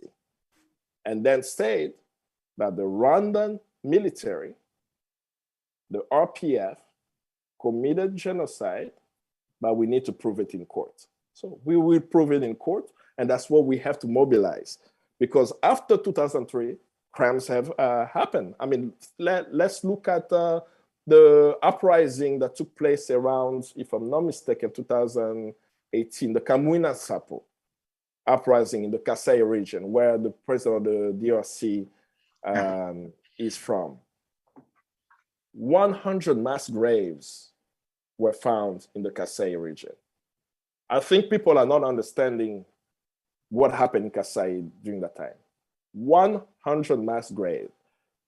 Let's use a low number of saying that in each mass grave there is 10 people. Very low number. You and I know that in the mass grave you have more than 10. So we're saying 100 times 10 is 1,000 dead bodies, at least, found there. RFI, Radio France Internationale, the reporter, published an expose about the Kamwina Sapo ordeal and the mass graves that took place there. When you read the expose that was published, the report that was published, the reporter herself, Sonia Rowley, is surprised that the rebels that she saw in Lemera in the 1990s were in the Kasai region. That the rebels of the AFDL, who are known, were also in the Kasai region. And she listed the names. And she warned us already that in Kasai, we have these AFDL, RCD, CNDP, M23 rebels who have Congolese army military uniform in the Kasai region and were responsible for the massacres that took place. 2 UN group of experts lost their lives during the documentation of what was happening there. Michael Sharp, Zaida Catalan. We'll never know the full of the work that they were supposed to achieve because they died. The team continued that. But they were killed trying to get to the truth of what was happening there. But we know 100 mass graves in the Kasai. And when we watch the videos today, we see an exodus of people in the Kasai moving into Katanga. And no one is asking questions. Why are they moving? We have M23 officers who are there. No one is understanding what is happening, what they are doing, what was already mentioned in the expose of RFI in 2018, that former AFDL, RCD, CNDP, M23 officers are operating there and committing crimes again. So as long as we don't have that tribunal, right, we will continue to see the killings in the Congo. We will continue to see the invasions. Why? Because it emboldens Kagame to know that there won't be justice. If there is no tribunal and there is no push for accountability, of course he's gonna be emboldened. He say, well, I killed one in Uganda, nothing happened. I killed 100 in northern Uganda, nothing happened. I killed 1,000 in Rwanda, nothing happened. I killed thousands more, so now millions who have lost their lives. In the Congo, nothing happened. So I will continue. He will only listen to the voice of accountability and justice, and the creation of the International Tribunal for Congo is a must, as Congolese have advocated since 2010, led by Dr. Mukwege, our Nobel Peace Prize, who's been very clear that we must have an international tribunal for DRC to try the crimes in the Congo and in the region. Yeah, that's very well said, Kambale. And you said something before about why are they hiding? Why don't they want the report to go out? Why are they trying to silence people? And I'm one of the people who take testimonies for survivors, for people who've experienced some of those tragedies you're talking about, Tingi Tingi, the so many tragedies, like mass killings, like terrible killings, and who survived. Most of us were young, but still you can sort of remember, you have those memories. And they try to silence us, or they call us every name under the sun, so that we can keep quiet. But why are they so afraid of the truth coming out? So I guess our job is to keep telling our truth, to keep telling our stories, and also for the international community who've been, who's chosen to be silent, to actually stop just pretending that they're helping, pretending they are feeling sorry, or pretend whatever they're pretending, because we know that they know they have not only the report, Kambale, not only the mapping report. They have, when we were running and when they were killing us, there were these drones. Like I didn't see one, because I think the part where they were, maybe we took a different path, but there were drones that would come and they would literally film people, and not far along, they will be killed. They'll be they'll be surrounded by RPF, they'll be killed. So they know all these international organizations, they have all this information, they've chosen to hide it.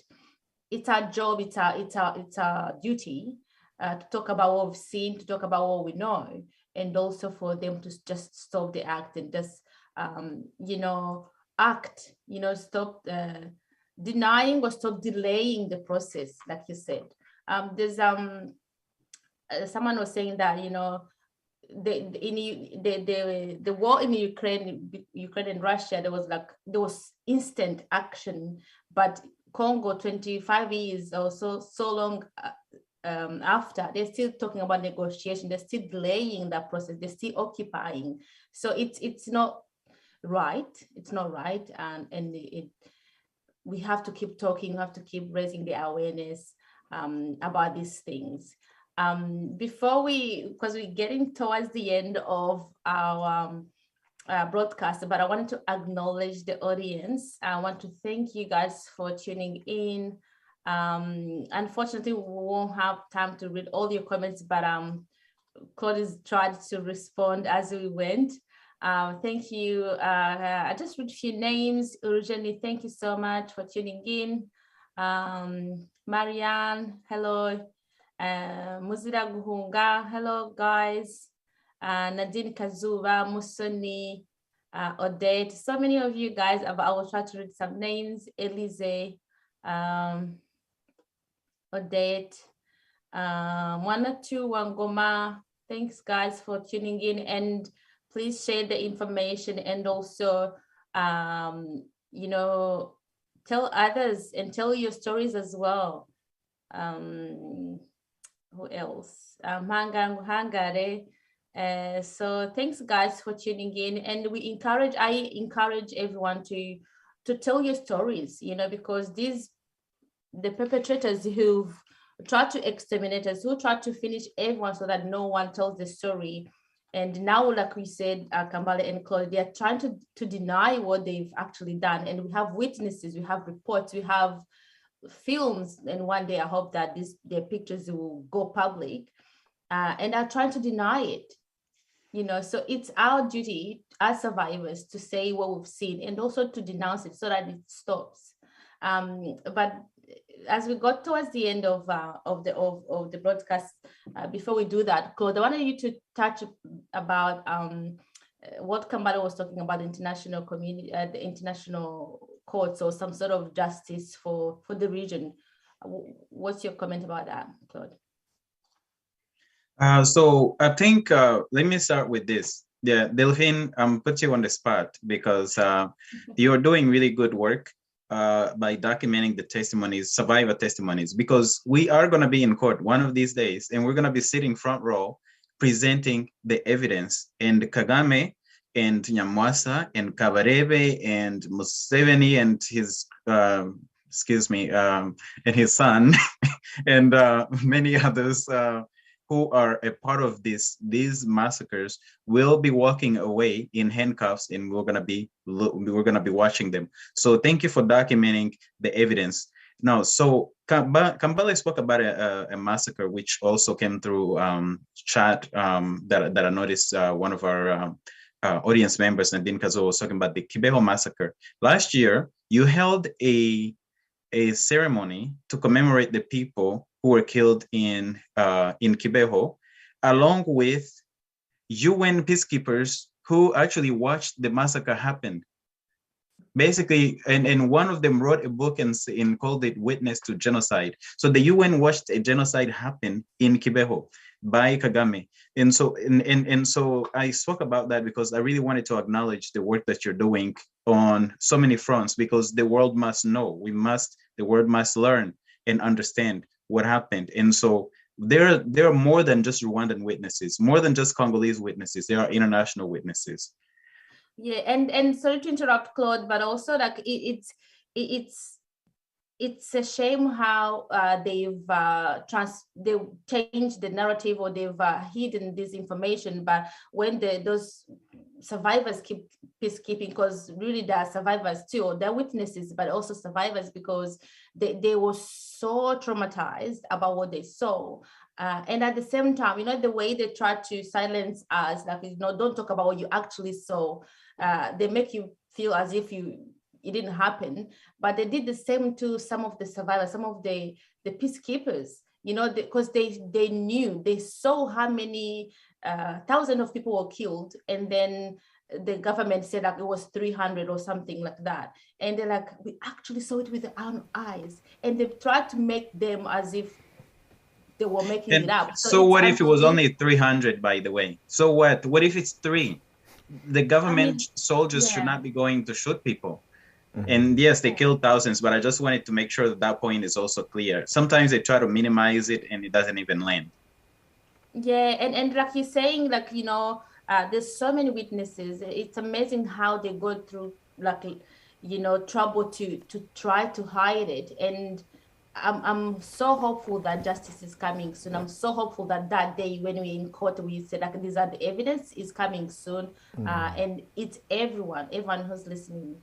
It's our job, you know, to tell the story, and to also to share, to raise awareness, because I think there's some, I can't believe that there's some people who still not aware of what's been happening, but we still have to keep raising the awareness. Sorry, keep going, Claude. Yeah, so let me continue with the international community. Kambale also talked about an Italian ambassador being killed in the Congo. That's the international community being touched. He talked about the UN experts being killed in the Congo. And now the M23 is also killing UN peacekeepers in the Congo. So these massacres and this genocide of the Congolese people and Rwandan people is actually spreading on the world stage? And the answer is none other than what Kambale has given, none other than what Dr. Mukwege has said. It's none other than what we can continue to say. There is no peace without justice. No justice, no peace. No justice, no peace. And the solution is there has to be international tribunals to try the perpetrators of the crimes documented in the UN mapping exercise report. There are a number of things that Kambale talked about that I want the audience to send in chat, but also commit. I want every one of you in the audience to hashtag sanction Rwanda. Sanction Rwanda. This is something that we need to repeat and make it a theme everywhere we are on social media, especially when people are condemning Rwanda, but not doing anything else for the atrocities in the Congo. We must sanction Rwanda. That's hashtag number one. Another one is boycott Rwanda. So Kambale talked about Rwanda Air being boycotted in the Congo or shut down. It has to be shut down. Those services that serve the regime that's killing people we have to actually take action and do something like that in order to really cripple their finances. And the next one is mapping report. Mapping report. Justice for the mapping report has to be at the forefront of everything that happens in the region if we want lasting peace. And finally, there is hope. There is hope.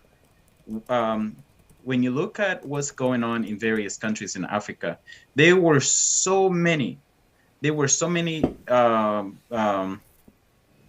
presidents that thought that they would get away with their crimes. I mean, there is Hissène Habré, who was another puppet of the West. There is Blaise Compaoré, who was another puppet of the West. There is al-Bashir of Sudan, who was an enemy of the West. There was a best friend of the West that Obama and Hillary Clinton both said, no, we don't want him ousted, even though the Egyptian people wanted him gone, Hosni Mubarak. And so we must continue on. And by the way, Yahya Jammeh of Gambia is being pursued, and there's so many others. And so Kagame and Museveni has to be on that list.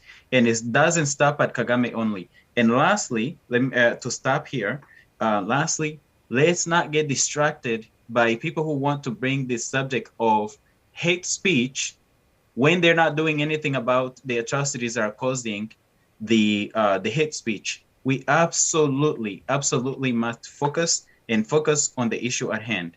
So I know that we're running out of time, and I think my time is up. So I'll turn it back over to you, Kambale and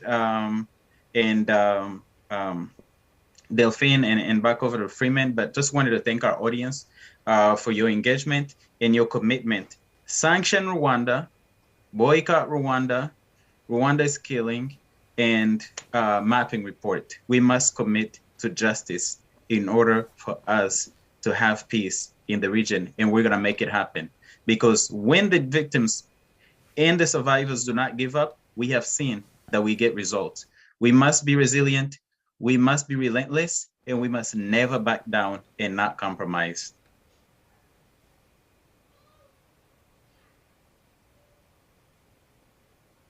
Back to you, Kambale. I can follow that. I think for me, I want to thank you all for organizing this platform. It's very important because sometimes people who don't want to see peace in the region want to create the image that there is a Rwandans and Congolese cannot work together. That's not true. Right now, Rwandans and Congolese are working together, but we are working together for justice, right? Rwandans were clear that Paul Kagame is a killer. Ugandans were clear that Museveni is a killer. Congolese were clear that those who took power in the Congo from Laurent Kabila to now have jeopardized the future of the Congolese people. We are all fighting for justice. So having this type of platform where we bring Rwandans and Congolese to speak in one voice for justice and peace in the region is something that we must continue. But I will be, I don't know even how to say that. I think I will end by that, Claude. I am still waiting for the day where you and I will be on the Mille Collines in Rwanda, in a peaceful Rwanda, in a peaceful Congo. It's very important for that to happen. And that you will come to where I was born. You know, I was born and raised in Kinshasa. So I can take you to Kinsuka to get some fish, the Malangwa fish, right? And one of the best fish on the African continent, and be able to enjoy. And of course, I'm saying Claude, of course, Delphine, you are invited. Of course, Freeman, you are invited. And all those who have fought for justice, they're all invited. Congo is a country, if people really get it, could transform the entire African continent. That this war of aggression that's taking place is stealing the future of Africa. Every African should always look at it this way. As long as Congolese people are being killed and butchered, they are stealing the future of Africa. And we need to make sure that we bring peace and stability to the country, and we know how to do it. Let's continue to build. Let's bring about peace and stability in the Great Lakes region. And I'm looking forward to visit your home, Rwanda, and you visiting my home, the Congo, in a peaceful region. Kambale, we have an appointment. It's coming up. We have a few years to go. And we must absolutely make sure that it happens. And all of us here and all of everyone in the audience, we'll see you down there in Kigali and Kinshasa. Good. Delphine. Yes, thank you as well. I also want to thank the audience. Thank you, Claude and Kambale, for sharing the conversation today. Thanks the audience. The world must know. The world must know what's been happening. The world must know our stories, and it has to end. You know, it has to end. The genocide has to end. The people need to give, like the whole world needs to give the DRC peace. You know, everyone is a witness. Everyone who's a witness. Everyone who knows these stories. Everyone who knows what's going on. We need to say something, and we need to do something. And no more excuses that the international community doesn't know what's happening. No more excuses to any of us. We have to speak out. So there's so much to say, but the time is not on our side. Until next time, thanks everyone. And it's always a pleasure to be with you guys, Claude and Kambale and Freeman. So we have an appointment soon when there's the peaceful Great Lakes, and we'll go to Kigali and we'll go to Kinshasa. We'll have a good time. So I'm looking forward to that. Back to you, Freeman. Thanks. Thank you so very much, Delphine. Thank you so much, Kambale, my brother. I didn't get a chance to say hello to you. Thank you, Claude, for such an amazing conversation today. One thing that I just want to shoot to all of you audience today before I just wrap it up as well. How many United States refugees, how many of United States citizen refugees do you know in any country around the world? How many Canadian refugees do you know of? How many French refugees do you know of? Why do we have to have a World Refugee Day? Why must we have a World Refugee Weekend? Like, why are we talking about these guys?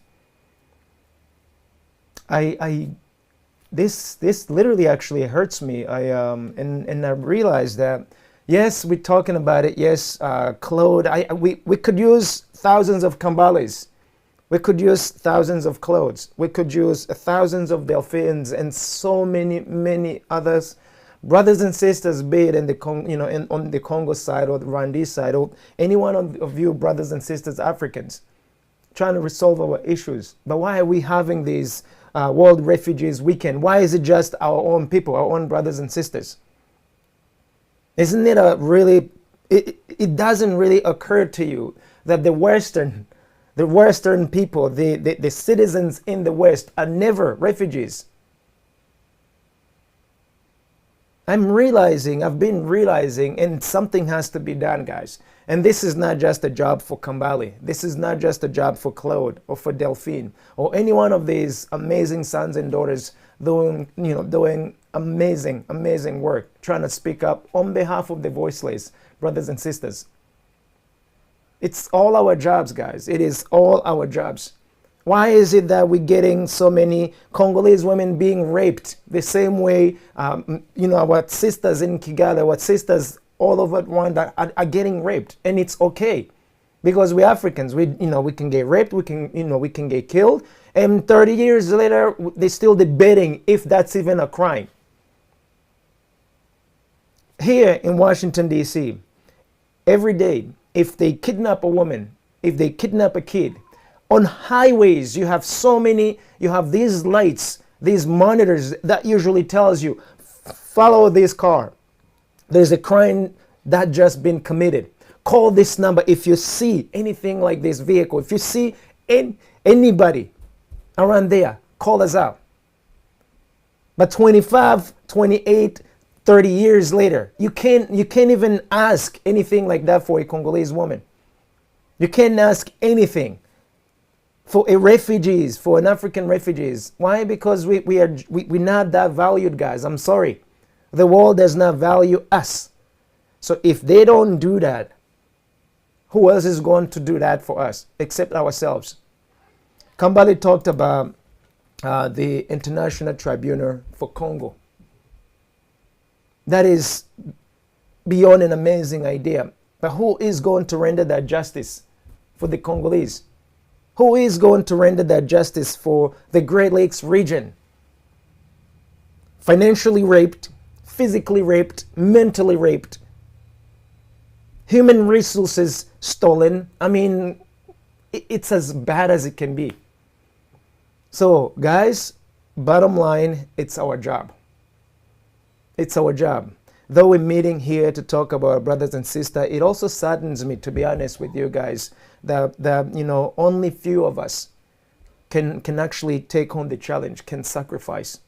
And I'm asking all of you brothers and sisters, regardless of where you are around the world, regardless of what nation you come from in Africa, we have a mess to clean.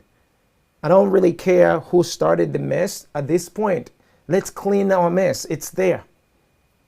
If you have any kids, if you have any grandchildren, if our descendants, I would love to see the day when Kambale said, I want to meet you guys at Mirkolin. I felt nostalgic. I miss it. I have not stepped in Rwanda for the past 27, 28 years. Imagine. I spend more time in the United States than in Rwanda. So, for those of you who have different citizenships, I want to let you know also a little secret, even though most of you don't necessarily realize it. The citizenship that you have in all these beautiful nations that we have, that we have made our second home, at any given point, these citizenships could be revoked from you, especially if you are tampering with the interest of that particular country. You have heard it when the United States says our interest in the DRC is such and such and such. We are there to protect our interest in the DRC. We are there to protect our interest in Rwanda. When was the last time you've heard a Congolese protecting his or her interest in the United States? Kambale can tell you. When was the last time you've heard Rwandese people protecting their interest here or any one of these countries? Bottom line, guys, we got a job to do, and I'm so grateful for the opportunity that you've given us, the trust you've given us, and I'm so honored to work with these amazing people in front of me. Claude Gatebuke, Kambale Musavuli, Delphine Yandamutso, and those of you that we've been working together for so many years. I'm super grateful and very humble for the opportunity to serve you. And I want to lastly just wish another, I'm sending you positive vibes to those of you families, brothers and sisters who found themselves in forest right now, who are still refugees. Even those of you who found shelters in these other nations, but you don't have any rights. Those sisters, those mothers who are getting raped, who are being mistreated just because you are an African. You do not matter in the eyes of some of those who feel like they're so superior than you are. We are coming for you guys. The days is coming. And for the Kagames and those who want to be the bus boys of these, of these nations around here, the cleaner boys, the laundry guys, we're coming for you as well, because your time is over. And we hope that each and every one of you guys can come to the journey, travel together, and let's end it. And with that in mind, I want to give a huge thanks to the networks that have made this broadcast a reality today.